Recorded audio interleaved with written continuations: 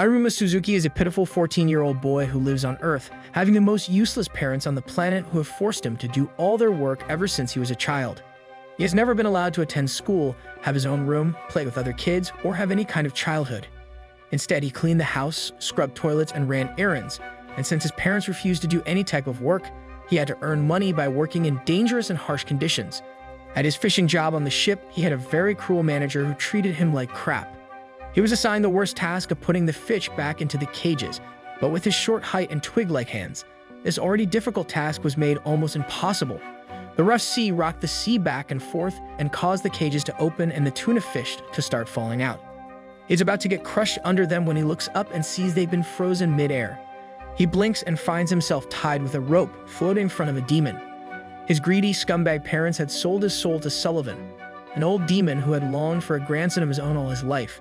He takes him to the Netherworld, a dark and gloomy place inhabited only by demons. For years he has been missing a demon king to rule over it, and many demons had started trying to guess who the next one to sit on the throne would be. Iruma is terrified and believes he is going to be tortured by him. But when they reach the mansion, he is surprised to find him on his knees, begging him to be his grandson. Iruma has always been a yes man and did not know how to refuse any requests. The old demon promised to fulfill all of his wishes and treat him like a prince. After a lot of convincing, he agreed, and as the first gift, he announced he would be attending school with the other demon children. He also receives his own bedroom and a brand new school uniform. Sullivan cannot control his excitement and jumps all over the place. Before leaving, he dumps a special perfume on him so that the other demons don't recognize his human scent, and he doesn't get eaten. He arrives at school and follows the large crowd of students to the auditorium, where the enrollment ceremony will be held. The students rise and sing their school anthem together, after which the principal steps onto the stage. To Iruma's horror, it turns out to be his new grandfather, who announces to the whole school that he's his grandson. He is called onto the stage to give the first speech instead of Asmodeus, the genius freshman representative. His grandfather passes him a note which he starts reading out, unaware that it is a forbidden spell that is extremely dangerous to chant.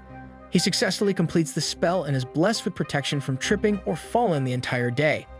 All the students and teachers cheer for him and are impressed by his talent, but Asmodeus, who specializes in fire magic, gets pissed off and challenges him to a fight in front of everyone. Before he has a chance to refuse, he is dragged to the school grounds and faces him. His difficult life has made him extremely reactive to situations, and he is able to dodge all of his attacks. When he pulls out his blazing sword, he slides out of the way, sending him straight towards a bunch of girls. He's about to fall, but his spell stops him from tripping, and he holds on to him, saving the girls and defeating him in the duel. After losing the fight, Asmodeus comes to him and pledges his lifetime loyalty to Iruma. After enjoying a breakfast feast, he heads to school, where the freshman rep has been waiting 6 hours for him. They are assigned the same training group and head to their first class, where they will be learning how to summon special beasts to be their subordinates, and based on the strength of their pets, they will be given a ranking. As they discuss the class, a terrifying teacher slams the doors open and walks in. He warns them not to misbehave or create any room for failure, since he would immediately get rid of them. Iruma trembles in fear as they watch an instructional video on how to perform the spell. He hands out the papers, and they start summoning their pets one by one. Asmodeus brings forth a giant high-ranking serpent, the strongest beast summoned by any of the students so far. Iruma steps up next, however, since he is secretly a human. He accidentally summons a demon instead of a beast, which happens to be his teacher. The strict teacher realizes he is not a demon, but since he gets stuck in the form of the summoned beast, he cannot rebel against Iruma and reveal his identity. His luck continues, and his classmates applaud him for being able to summon another demon as his pet. They head to the principal to try and reverse the spell, but since the contract lasts for a year, the teacher is stuck as his subordinate. Trying to undo the spell forcefully could kill them both. His reputation continues to grow around the school when a group of kids stand in his way. Asmodeus uses his beast to chase them away and clear a path for Iruma. They reach a room and hear a loud rumbling sound coming from inside it. A green ball flies in front of them and crashes into a pile of boxes. Clara, a green-haired demon, emerges from it and starts fixing the mess. She has been exiled for her immature behavior and is labeled a weirdo by everyone. She has a reputation for creating trouble wherever she goes and acting like a maniac. Asmodeus warns him not to get close to her since she would not be easy to get rid of, but when she repeatedly begs him to play with her and be her friend, he is unable to refuse, being the pushover that he is. The three of them spend the afternoon playing different games together. She shows them her magical pockets, which she can use to bring forth any item she has seen before. Indeed, a special woman who can make more than just a sandwich. She takes out different games and snacks for them. Iruma learns that many students in the school have been pretending to be friends with her just for the free snacks and drinks. She is aware of their evil nature, but continues to bribe them since she has no other way of making friends and believes Iruma is also friends with her just for the gifts. When she offers him more games and food, he refuses, and being the crybaby that she is, she throws a tantrum. However, he calms her down and tells her they can be friends even without the gifts. Her eyes sparkle and she jumps with joy. Just then, a group of boys call her and ask for some drinks, but she throws a vending machine at them and tells them to get lost. Iruma has begun enjoying school, and he spends all of his time hanging out with his two new friends. They go for lunch to the school cafeteria, where students can order lunch based on their academic ranking. Since the three of them are new, they have a very small list of options to choose from, but a group of seniors sends over large portions of food to their table to prank them.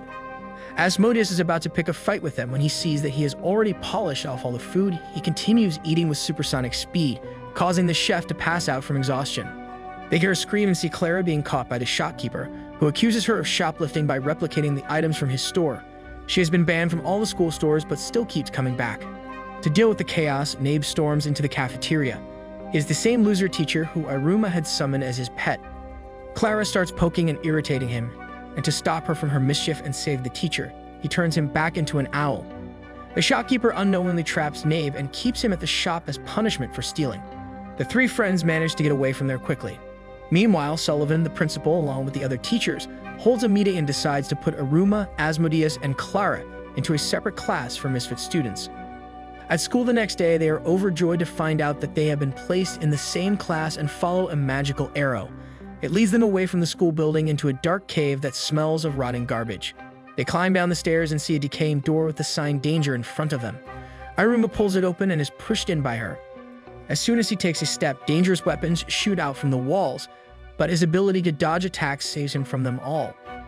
The other hopeless students inside, who had placed the traps as a prank, clap for him and are impressed by his skill. The big guy, let's call him Muscle Man, steps in front of the class to assert his dominance. Unlike Iruma, he had caught all the weapons and remained unharmed. He plans to train and become the next demon king of the Netherworld, the most powerful of all demons. He has picked fights with many teachers in the school to try and rise up the ranks. The boys engage in the usual showing off of egos and create a ruckus in class.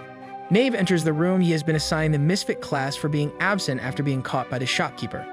He puts a stop to the fights and begins taking the roll call. Their first lesson takes place in a dangerous valley of floating rocks. The students must race through the path set and withstand many challenges in this cutthroat environment. They whip out their wings and take off, but Iruma is pushed off without any safety. Most of the idiot students screw up their race from the very start by touching poisonous flowers and stealing bird eggs. Asmodeus uses his snake pet to burn the poisonous plants, but Clara runs into him and together they get caught up in a bunch of vines.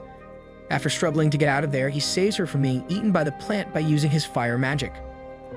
Iruma got lucky again and was saved from falling by some curious demon birds who carried him through the rocks.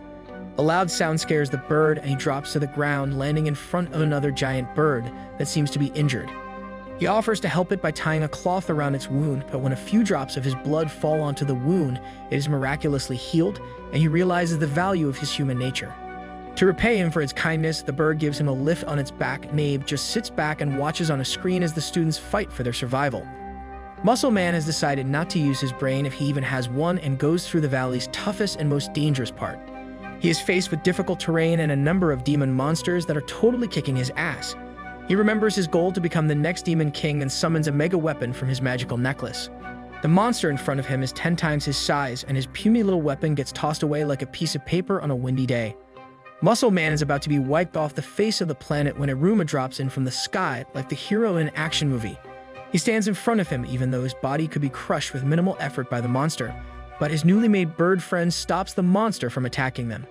He still tries to attack, but Iruma urges him to throw away the weapon so the monster does not feel threatened. The plan works and backs away from them, allowing them to get back to the race. Asmodeus and Clara are the first two students to finish the race, and slowly the other students make it to the finish line. No one has seen Iruma and Muscle Man, and they all wait for them, wondering how the two best students have not shown up yet. The teacher decided to end the class after a lot of time had passed, since it was highly unlikely that anyone else survived. They hear a loud screeching sound from the sky and see the giant black bird flying toward them. Nabe quickly starts chanting a spell to attack the demon bird, but is cut off as Iruma calls to them. The bird had allowed the two of them to ride on its back to the finish line. His face turned pale in disbelief, seeing two students having tamed such a dangerous monster. They are greeted by cheers and hugs from their classmates. Since they did not complete the race on their own, they are punished and made to wear shame signs while kneeling on the ground. The other students laugh and throw rocks at them before lining up to receive their ranks. Asmodeus and Clara receive a rank of 3, while Muscle Man gets a rank 2 for almost dying. When Iruma goes to draw his rank, the owl flutters away but leaves behind a golden ring on his finger. The class is shocked to see this, since it is one of the predictions in the prophecy for the next Demon King. They are afraid of him and step back when they see a black spirit rise from his ring. The spirit lets out a deathly scream, making all the demons fall and cry in pain. Iruma calms it down, but Muscle Man triggers it again and gets beaten up by it for stepping too close. It drains off the powers and creates illusions, making it hard for even the teacher to handle it. Sullivan steps in and stops Nade from pulling any drastic move. He uses his expertise and sends the spirit back into the ring. The special ring is a weapon that eats up other people's magic and stores it for the wearer. Once worn, it cannot be taken off, so even though he did not have any magic of his own, he could now use this stored-up magic. Since the owl left without ranking him, he receives the lowest rank but is happy with it. Rumors about his weirdness are floating around the school, and he just wants to maintain a low-key profile.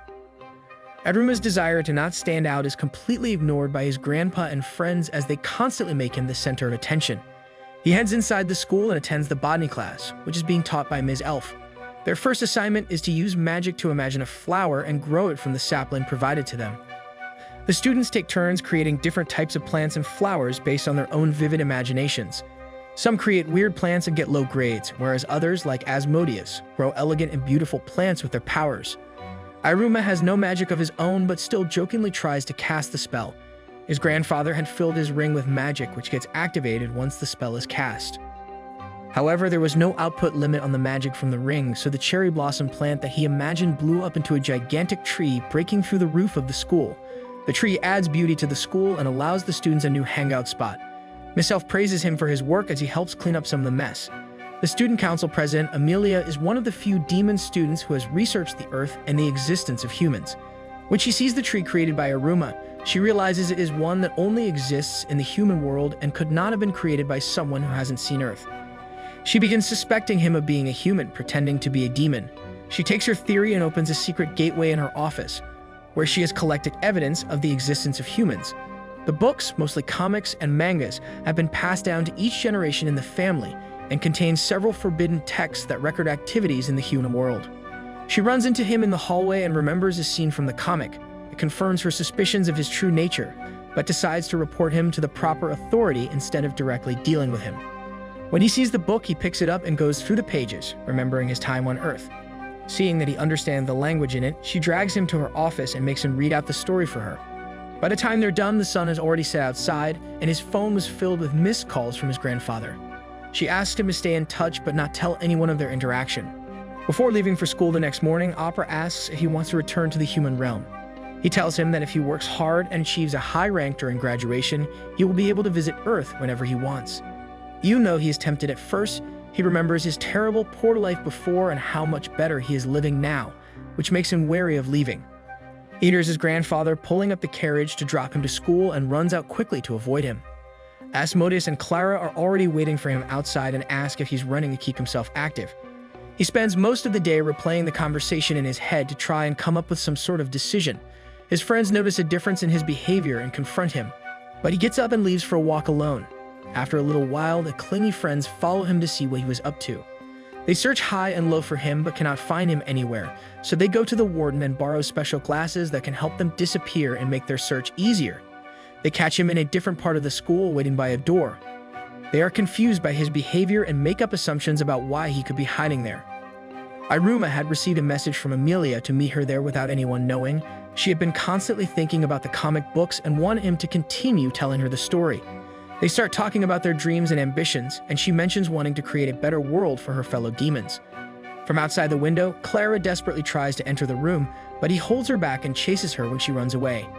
He believes Iruma is doing something beyond their understanding and must be left alone to deal with it. They continue their conversation about dreams, and he struggles to come up with anything. She tells him even if he hasn't thought of one yet, he should think of something and work towards it. He still can't come up with anything, so she tells him to take rising the academic ranks as a temporary goal. Their conversation is cut short when Clara bursts into the room through the wall. She grabs him and drags him with them. All three of them find it difficult to fall asleep that night as they keep thinking about everything that happened in school. Clara is jealous about another girl hanging out with him. She wants him to herself without having to share his time. Muscle Man advises her to use her demon powers to get what she wants. During the next class, the students are busy selecting their electives. Clara decides to take a class in manipulation so she can learn ways to make Iruma fall in love with her. She hopes this will stop him from spending so much time with the student president, Amelia. Her attempts fail terribly, and the teacher advises her to drop out of the class since she isn't cut out for it. For her last try, she takes a special perfume that works as a love spell to use on him. But after they sit together in the park and talk, her confidence is restored, and she decides to stop using tricks to make him fall for her. This, of course, makes her a lot more attractive, and he starts thinking of her more than he did before. Still, his main concern right now was to rise up the ranks and achieve the goal that was set for him. He approaches Asmodeus with his goal, and he promises to help him reach the top of the ranks and rule over the whole school. But Iruma only wants to rise one rank for now. Respecting his wish, he agrees to help him with training. There is a special event in the school called Cannonball Execution. This gives students a chance to rise up the ranks, but is a dangerous event that needs strong magic.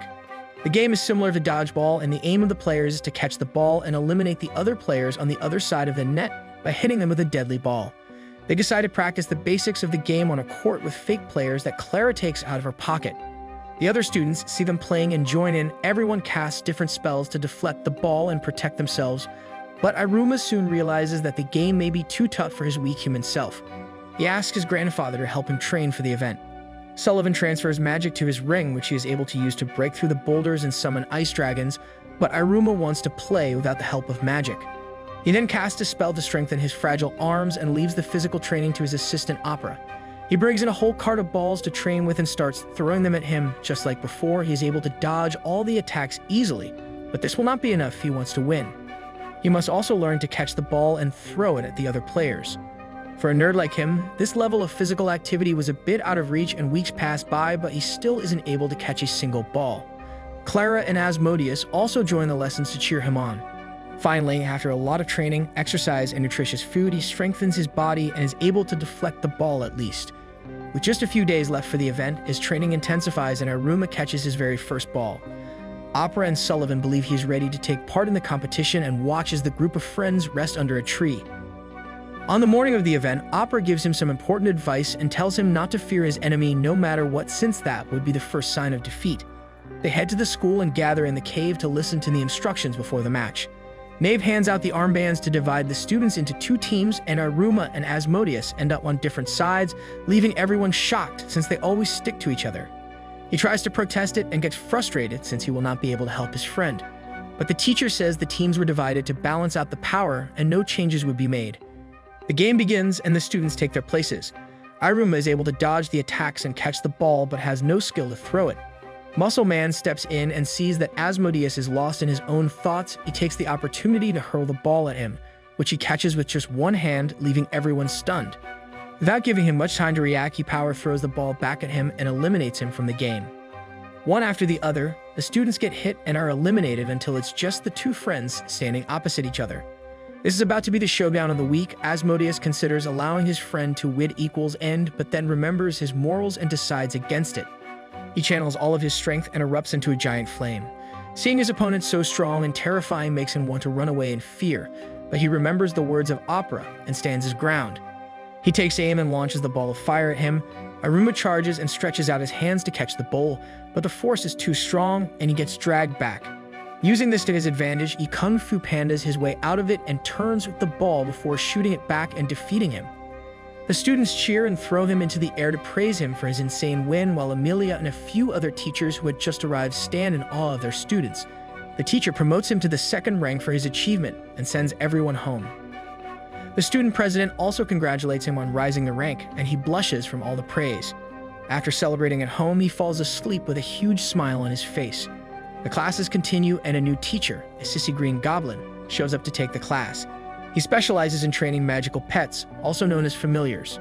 The class takes place outside the forest, and everyone summons their pets. Asmodeus calls upon his giant white snake, and right after, Muscle Man shows off his horse dragon Beast. Both pets are some of the highest rankings in strength. Clara summons her gremlin, which happens to be a very rare find. Unfortunately, it controls her and makes her do its bidding. She runs around and brings it food on demand. After everyone has presented their pets, the teacher asks Iruma to call his familiar, but he hesitates since he does not want to summon Nabe, his teacher, and cause trouble. But the Green Goblin insists and forces him. With not much choice left, he summons the pet, and Nabe is teleported from his chair to their class in the form of an owl. He yells at him to send him back, but disobeying his master causes him to get shocked as per the rules. The Green Goblin decides they must continue this way since the lessons should not be disrupted. Nabe sits down with him and allows him to use him for the class as long as he scores the highest marks in every assignment. He swallows his pride and takes part in all the tasks so that they can get good scores. To end the lessons, Nabe steps in and scolds them all for underestimating their pets and not treating them with respect. He warns them that even though they can't disobey their masters, they can always become violent and harm others around them. To prevent this, the students must fear them and treat them with dignity and not just as subordinates. They sit in the cafeteria after class when a group of girls charge at them and drool over Asmodeus. When they see that Iruma has also achieved a higher rank, they try to drag him away, but his friends push them and save him. After they leave, he asks why the cafeteria is so empty. Asmodeus tells him about the clubs in school where many students spend their extra time. These different clubs help raise one's ranks and learn specialized skills, and today the leaders of all these clubs would be recruiting freshman students. Iruma thinks about his goal and decides to join one such club to fast-track his progress. The ground rumbles as the seniors barge in through the doors, trying to get to the rookies first. Everyone wants the best students to apply to their clubs. They go about it very violently, and Asmodeus is forced to cast a ring of fire around them to protect them from being picked up randomly. The crowd falls silent when Amelia walks in along with other members of the student council. She breaks up a fight and then heads straight to Iruma to hand him a flyer urging him to join the council. Since they almost never take applications, such an action was very rare. He takes the flyer and watches them walk away. The students head back to class, where they are instructed to attend the club exhibition over the next 3 days to make a final decision about where they will be applying. The club leaders target Iruma and Asmodeus, as they are top-performing students, but they burn away the flyers. Iruma suddenly feels a tug on his hand and is suddenly pulled by his ring through the crowd for a long distance. He crashes into another student with a huge bag and thinks he injured him, but he gets up and apologizes for the mess. 100 different things lie on the floor as he explains that the attraction of the ring could have been to his neckpiece, which was made of the same material. The nerd boy uses it to store magic since his powers aren't very strong. He leaves without any further explanation. The three friends continue exploring different clubs through the lab, library, and other rooms until the end of the day. Once he reaches back home, his grandfather alters his ring so he can adjust the intensity of magic emerging from it. After some more exploring the next day, he gets an invitation from the sports club to join them. Meanwhile, Amelia messages him too and urges him to be part of the student council. But his thoughts are interrupted when the wall near him explodes and he runs in with Nerd Boy again. He passes out, and when he regains consciousness, he explains that he messed up a magical potion that created the explosion. He runs his own club, of which he is the only member. Just like Iruma, he too lacks magic and has to use external sources to survive. However, every time he draws on it, his body weakens and takes time to regain strength. He's been working on a special machine that can draw magic and expand it on command. A piece of it was broken, so he used his previous experience in fixing appliances to put it back together. They then placed it in the machine and watched it come to life. He offers him an invitation to be part of his club. He reunites with his friends and tells them about everything that just happened. They decide to follow him and join the club, which makes Amelia upset since she had spent a lot of time preparing his welcome into the club. He explains the situation to her, and after a lot of talking, she calms down. The school arranges for a parent-teacher meeting and a club party for all the freshers. He waits for his grandfather to return home so they can plan everything together. However, unbeknownst to him, Sullivan was attending a meeting with other high-ranking demons. They suggest he takes the place of the Demon King, but he declines since he does not want to lose time with his grandson. The position of the Demon King still remains vacant, and the prophecy is yet to be fulfilled. They end the meeting when police officials enter the room and arrest him for having illegally traveled to the human realm. He is placed behind bars until his trial. He calls home and instructs Opera to take care of Iruma and that he will be back very soon. In his absence, Nabe is appointed as the principal and is in charge of all the preparations for the upcoming family day at school. The students excitedly discuss who they would be bringing and prepare themselves to impress the families. Each club puts up a stall and presents unique items at the fest. They help Nerdy Boy carry the equipment to the ground to set up their club's stall, which is very tiny compared to all the other magnificent spaces given to clubs. They decide to try and come up with an invention that would use fire and explosions while also displaying the beauty of magic and their skills. Iruma remembers fireworks from Earth and suggests they do a show that would not only be entertaining but also grab everyone's attention and use all of their skills. They agree and make all the preparations needed for the show. Nerd Boy was in charge of arranging for gunpowder but gets confused with the process from there since they've never actually seen fireworks. Iruma remembers the comic books and goes to Amelia to borrow one of the books so he can show them the photo. She gets angry when she hears his requests since the books are forbidden and cannot just be handed out like that. He tells her he will be discreet, and they just want to use it to recreate the fireworks from the book. This tempts her since she, too, would love to see them in real life, so she suggestively leaves the comic book on the table so he can take it. He thanks her and returns to his friends, who see the photos and spend the rest of the day building the different parts to make the fireworks. They finally test it out, and it shoots up and lights up the sky, leaving them mesmerized. They sleep over at the school itself since it is already very late and pillow fight with each other. After they are exhausted from all the playing around, they go to bed, but Nerdy Boy leaves the room to attend a suspicious call. It turns out the weak little demon was not so innocent after all and has been working towards destroying the school along with his evil brother. The club festival begins and the prizes for the best clubs are announced. The winning team would receive a luxurious room for the rest of the year and a rank promotion to all the club members. They finish setting up their firework at the stall so they can be ready once it gets dark. Nerd Boy slips away and enters a secret room in the school where he finalizes the plans with his brother. He prepares the giant machine which will be used as a bomb during the festival to blow up the school and its students. He's surprised to see Iruma in the room. He was dragged there by the ring. He remembers that he is a lot like him and thinks about telling him his real plan, but for now, to answer his questions, he lies that he came up there just to calm his mind and mentally prepare for the fest. He shows him the view out of the one-sided window and tells him it is his dream to one day eradicate the power gaps between demons that are purely based on ranking and magical strength. He dreams of a world where everyone is equal and no one is looked down upon. A very ambitious and possibly stupid plan, if I may add. Iruma tells him they can start by successfully launching their firework and attempting to win the best club prize since it would shine a light on the value of machine work over just magic. It would also prove that weak, lower-ranking demons are just as capable as the higher clubs. They return to the stall after he promises to keep this room a secret. Clara has spent her time decorating the firework with flowers and soft toys. Now all they have to do is wait for the families to arrive so they can display their club's spectacular work. Nerdy Boy disappears again and waits in his secret hideout to keep a watch over the fest. The three friends decide to go and scout out the competition and see what their classmates are up to. Their biggest competitor is Muscle Man's club, as they are planning to showcase the use of magic to draw out water from a rock. Several other fierce clubs have prepared mind-blowing presentations, but for now, they all enjoy the festivities and share food and drinks with each other. Asmodeus takes them back to their stall, where they go over the plan one last time. When the sun sets, Clara would take a flame of fire from him and give it over to Iruma, who would light their biggest firework and set off their presentation. After that, they will keep lighting smaller fireworks to keep everyone's attention towards their stall and hopefully win the grand prize at the end. During their discussion, she accidentally sets the rope on fire and they fear that the firework will go off, but when it does not light up, they see that the main explosive inside is missing. Nerd Boy had stolen and taken it with him. They anxiously look for him all over the school but cannot find him anywhere. The sun begins setting, and he is instructed to set the plan in motion. He breaks his necklace, which releases a shockwave of magic and creates invisible walls all over the campus. The students are trapped and cannot move freely, and Iruma gets separated from his two friends. The teachers spread out quickly to handle the situation and prevent the students from panicking or causing a riot. They find out that not all the walls are connected, and they can be walked through like a maze, so they instruct the students to find their way through the walls to a common meeting ground for a special surprise. While the students find their way to a safer place, Nabe tries to break down the wall, but sees that it fixes on its own. Only someone with top-ranking power, like Sullivan, would be able to tear it down completely.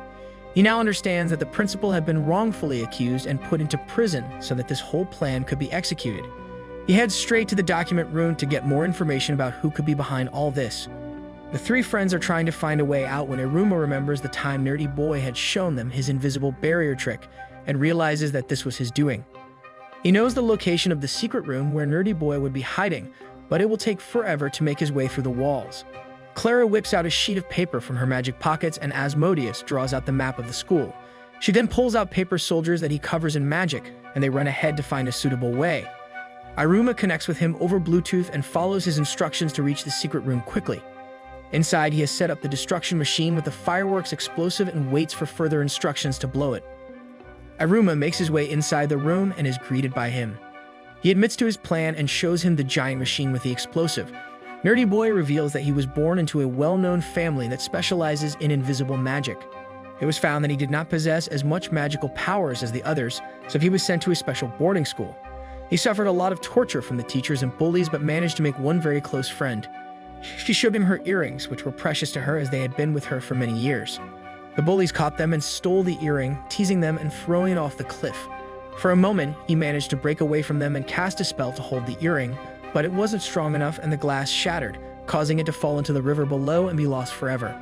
He turned to see her face streaming with tears, and instead of feeling guilty and upset about the situation, he realized he enjoyed looking at someone being miserable. This took a bit of a dark turn for sure. Ever since then, he was recruited by a group of extremist demons, and it has been his mission to bring destruction to the world and see people suffering. He's excited to see Iruma's face of despair when his friends are killed and the explosion that is about to take place. But to his surprise, he gets up from the ground with a blank expression after going through sorrow all his life. He no longer feels despair or sadness for anything, and even now, his only focus is to fix the situation instead of dealing with emotions. Nerdy Boy watches in shock as he climbs up the machine and carries the firework explosive that is about to be set off. He makes use of his grandfather's powers through the ring and jumps out of the window before launching it into the sky, but the power is not enough due to the barriers, and he is forced to break his promise and unleash the highest level of power to break the barrier. The firework explodes and leaves a beautiful trail of light in the sky as the students watch in awe and amazement. He passes out on a roof from all the magic being drained, and even though his plans were ruined, Nerdy Boy acknowledges that Iruma is a better demon than him. He saves him from there and takes him to his grandfather. Sullivan had been released from jail after Nabe sent a magic arrow to the jail to clear all the misunderstandings. He used his powers to save the school building from being destroyed by the fire. Nerdy Boy is arrested by the teachers and sent to Demon Border Control for his crimes. All the families arrive at the school, and the students continue their celebrations and the club fest. After a long, eventful day, the teachers and guests cast their votes for the presentations. The prize for the best club goes to another team, and Iruma and his friends stand disappointed. Nabe then comes up onto the stage and announces that as a special reward for saving the school, they have decided to award Iruma by giving him a rank promotion. Everyone cheers as he receives his prize. In just a few months, he has gone from being a miserable little boy with the worst luck to being a beloved grandson and friend to so many. He appreciates how his life has changed for the better, and before leaving, he takes a photo with his grandfather and opera to always remember this day. That's it for this video. Don't forget to like and subscribe, and be sure to watch the next video on screen.